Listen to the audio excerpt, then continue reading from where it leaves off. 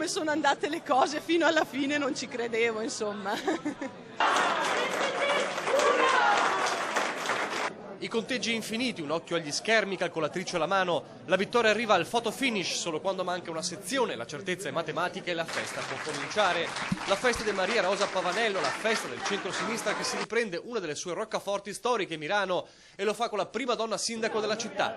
Ce la fa al primo turno Maria Rosa Pavanello, la vincitrice delle primarie del centro-sinistra, nel comune dove il crollo dell'affluenza segna il dato record di meno 19%. Dobbiamo riniziare da zero, ma mi pare che abbia dato un grande segnale, proprio un segnale importantissimo, guardando anche il resto dei risultati, per cui c'è una rivoluzione, direi.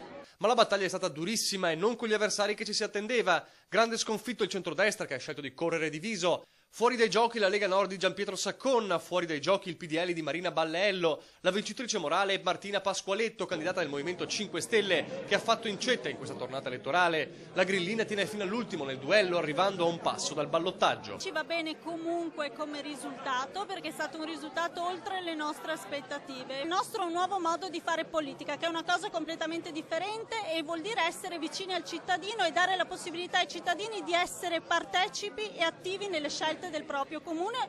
E lo stesso neosindaco apre i grillini promettendo di collaborare insieme.